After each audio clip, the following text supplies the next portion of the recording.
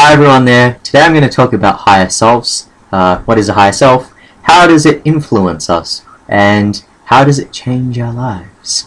So a higher self is something that we can think of about as a version of ourselves which is much above who we are. That's generally how most people perceive it. It's really up to you what you want to think about. Is the higher self of your version?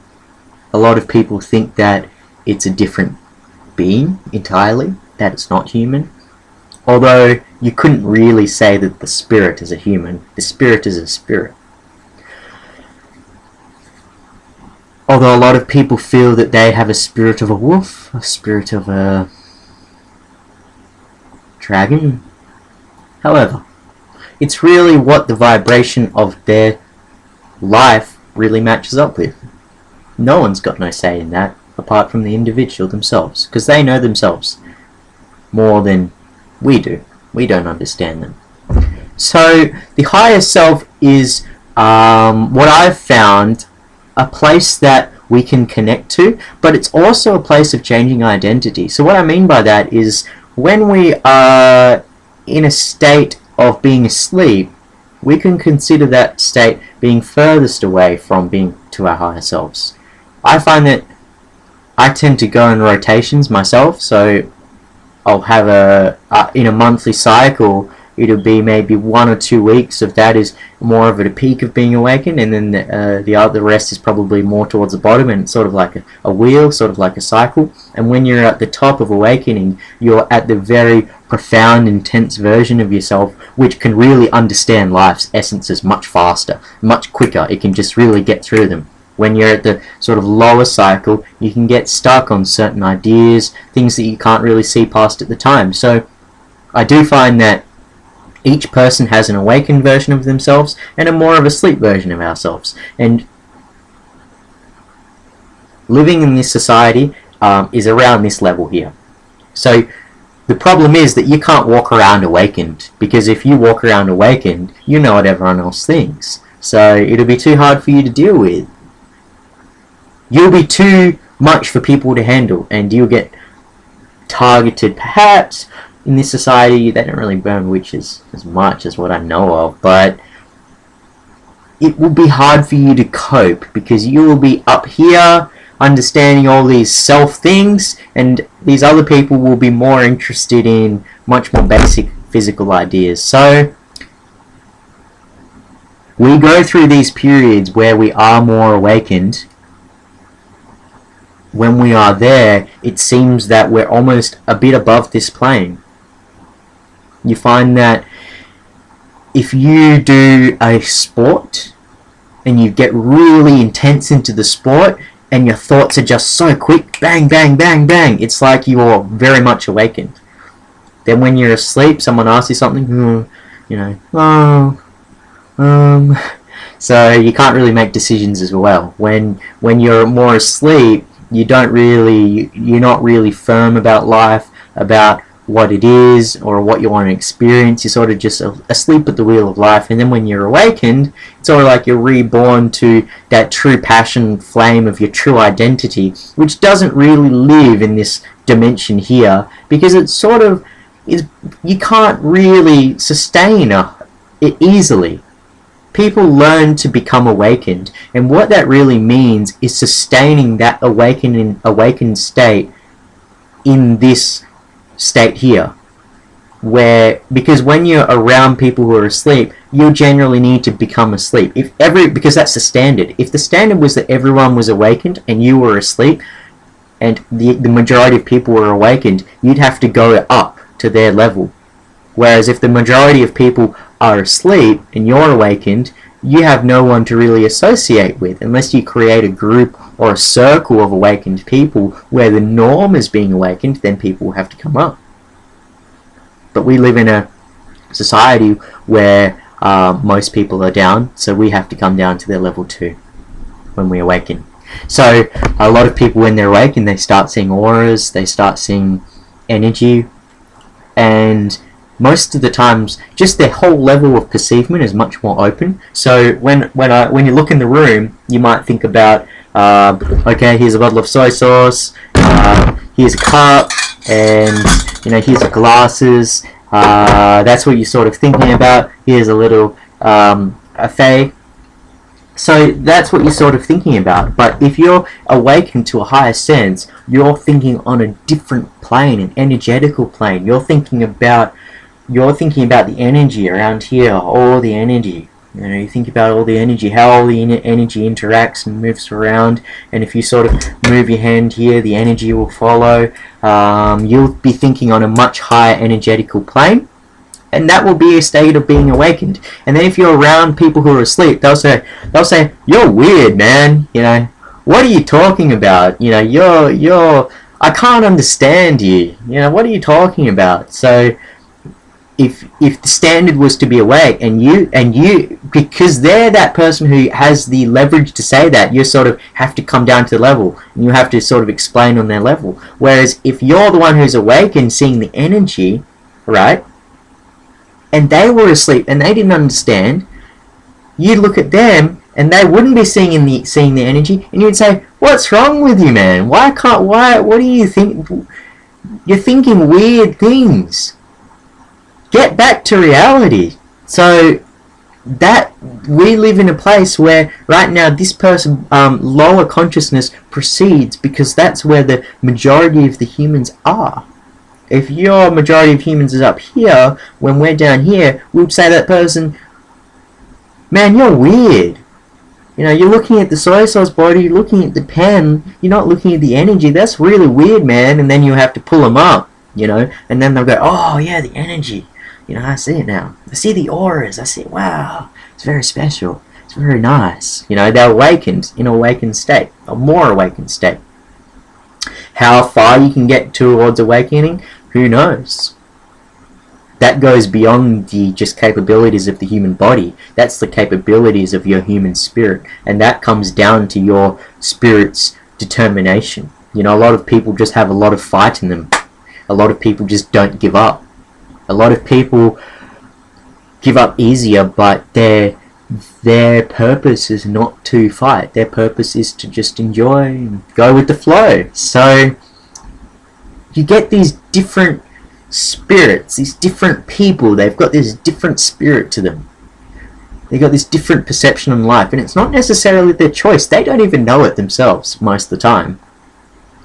I would consider one who's awakened is one who knows that, who knows their own disposition on a higher plane, on a higher scale as well. When we're in an awakened state, our senses are much, much more fine. How many times have you gone, "I smell chicken," and then they've just started cooking chicken. I smell onions from so far away. Like I smell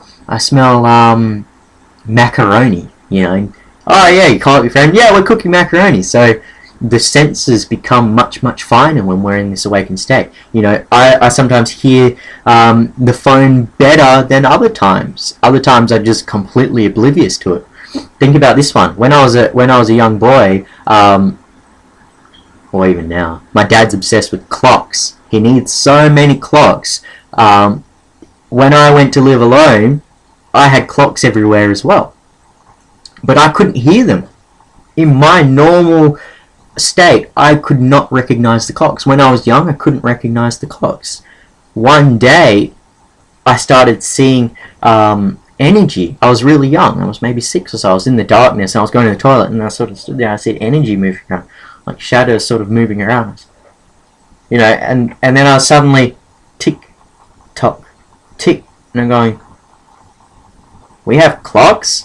I could suddenly awaken to that, because my senses were more awakened, and I was falling back on these spirit sort of senses, but also those normal senses became so much more fine. My eyes were seeing the energy, which we don't usually see. My hearing was hearing the clock and stuff we don't usually see. That's how I usually see energy. Energy is, imagine a clock, and it goes tick tock, tick tock. We never hear that. I never hear that. I've got a clock in my room, and I go to sleep, and it's so silent. And then one day I'll realize, whoa, I have a clock, and it's really loud. How could I think that there was silence back then? Because it's really like tick tock, tick. Like, it's when I'm hearing it, it's really like someone banging on my head with like a hammer. That's how loud I feel it is when I come to recognize it, when I open up to it. So we find that we go through these periods, well, at least I go through periods of being awakened and asleep. You give someone coffee, caffeine, whatever, they're sort of a more awakened state. But the awakened states can also be a contradiction of normal chatter.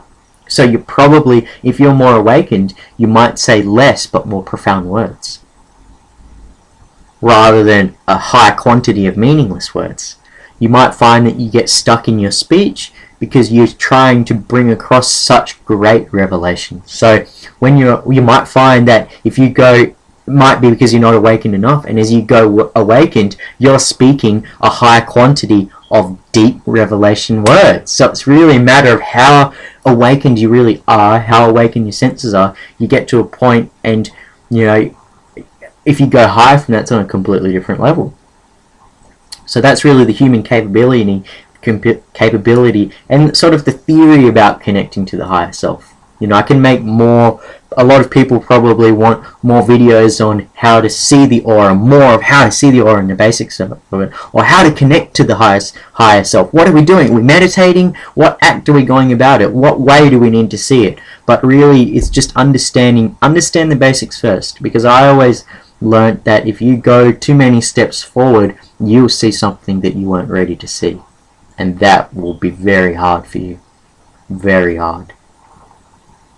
So start at the basics, and then you don't have to come to terms with the truth, which is painful for you. If you just take baby steps, which is always the best way in terms of this, just take baby steps. You don't want to lunge in, and say, I don't believe in higher dimensional beings. Come on, show yourself to me. And then this big giant just appears in your door, and you're just like, oh my god, oh my god, oh my god. So that's like, and then you go, I'm so scared. You're closing, you're crying, you're hiding under your blanket, hiding under your bed, all those little things. So you realize how naive you are when you think, you're like, yeah, I want to become more spiritual, I want to be brave, I want to do this. Be careful what you ask for. Be careful what you wish for. Especially skeptics too. Be careful what you wish for. Because you say, there's no such thing as this life after. And then, okay, then you die one day, and then all that skepticism becomes the big weight against you. Because all those times you were happily living without those fears or doubts or thoughts of something not existing was the more effect it's going to have on you when it becomes true. It's going to be a literal disaster if you say trees don't exist, trees don't exist, trees don't exist, and then trees exist. Then you're just so blown, your identity is blown, so you don't want to be called out on something through your own doubts. But at the same time, you don't want to blindly believe. You don't want to blindly jump into. You don't want to create something artificial. So it's a fine line between being truthful to yourself but not being doubtful to what's really there. It's a very fine line that we all walk, and it's very hard. It's so hard. But if you take one step at a time, one baby step, you look at the facts, but you don't try and just stick to what we understand scientifically. You use that to project yourself forward, and you understand it, what seems to exist, and also what you see with your own eyes, what you experience yourself. So what you are facing, when you are doing this type of thing. If you come face to face with a spirit, then